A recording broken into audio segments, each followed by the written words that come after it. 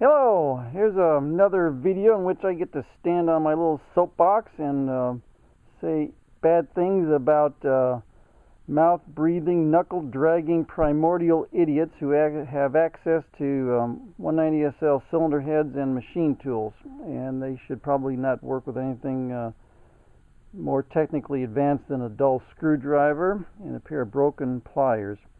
What I have here is a 190SL cylinder head that has been machined beyond its normal life, and I'm going to explain to you what happened and why it happened and how to prevent it, so that maybe you won't suffer the same fate in the future when you run into some machine shop and say, do a valve job on my 190SL, and they say, sure, we'll give it to Louie. He knows how to use the belt sander and the air chisel. What you're looking at here are the measurements that I made of the thickness of the cylinder head.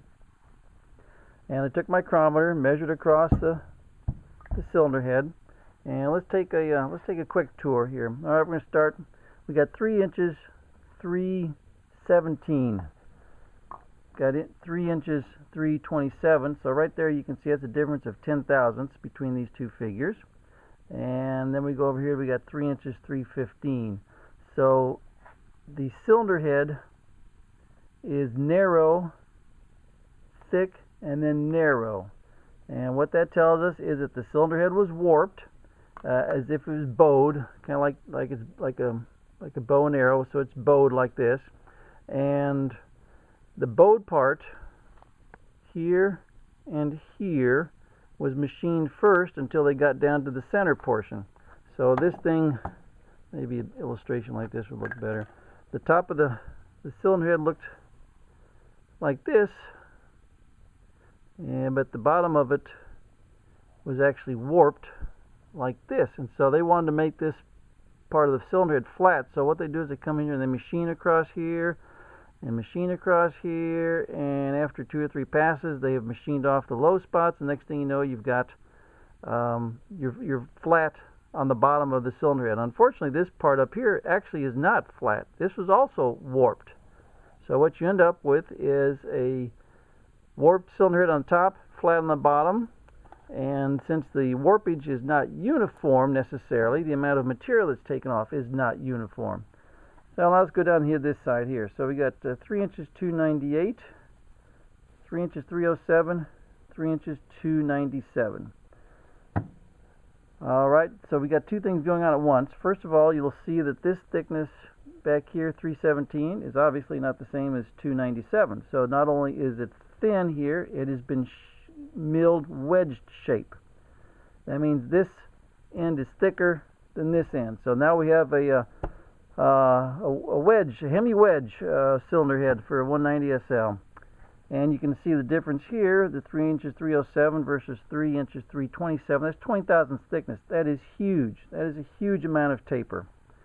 And then the other problem is that 298. Well, guess what, folks? Minimum thickness, according to the factory, is 3 inches 306. And already we are below minimum thickness. So according to the factory, this cylinder head is ruined and is no longer usable. I think we can make it work, but it's going to take some extraordinary measures. Now then, the problem stems from the design. The 190SL head, and actually the 6 cylinders, all the 4s and 6s, they like to lift, physically lift away from the block in the center.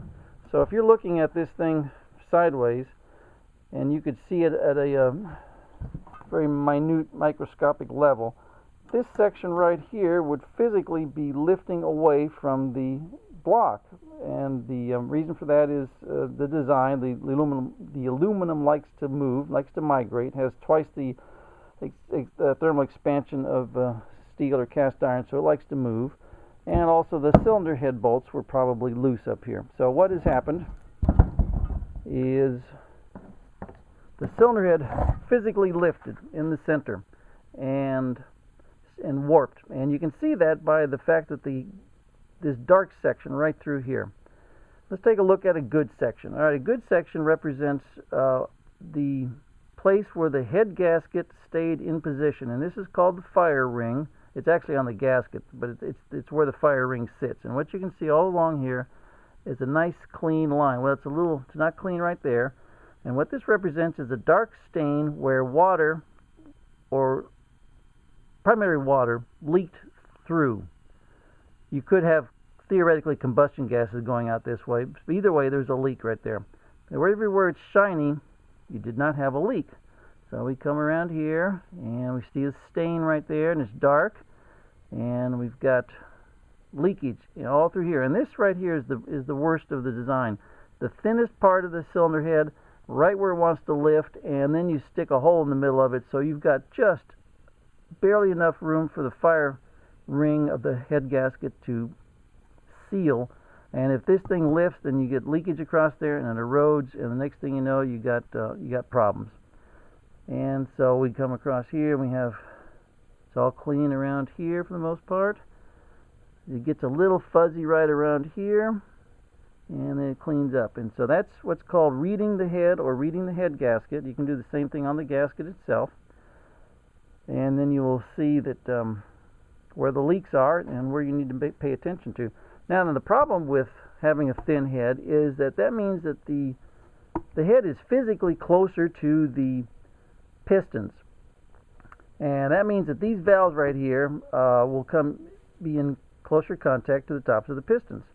And what you have to do is you have to sink the valves deeper into the head to keep them away from the top of the pistons. Well, when you do that, you come over here, and on the top side, what would be your valve train up here, your rocker arms and associated items that means that the valves are physically closer to the rocker arms. Well, that's going to present a problem for your timing and for your valve adjustment. And so what you're going to have to do is put shims underneath the cam towers. You need to physically jack raise the camshaft away from the valves. So all that can be done. It's just a matter of, it shouldn't have had to been done because of people who had access to things that did damage to cylinder heads, and they shouldn't have had access to those dangerous tools. Anyway, that's my sandbox lecture for today. Trying to think if there's anything else I'm missing. Well, this thing right here can be a real bitch to get out, because this fitting right here, the steel fitting screws into the aluminum, so you got to be very careful pulling it out. Replacing these nipples, thimbles rather, these water diverting nipples, thimbles are not too bad a deal.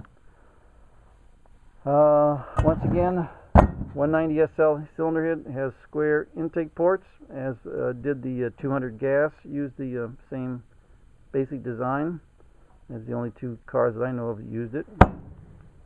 Another problem we have here is people really abused these holes for holding the cam towers in place. Not the cam towers, the rocker arm stands. Got those pretty well abused. So a lot of times those have to be helicoil, but people don't realize that there's a ton of goop down there, and when they screw these things back in, they get a hydraulic lock. Okay, well, that's it for the time being. More fun. Well, here's something that's interesting. Here's the thick spacer that's supposed to be there that holds that keeps the distributor housing properly aligned and spaced. Without it, if you don't put that in there, you can crack the distributor housing when you install it. That's nice. Got a nice bent stud. I don't know how people do that, but you got two of them right there. Thank you very much. That one looks a little bent as well. Very nice.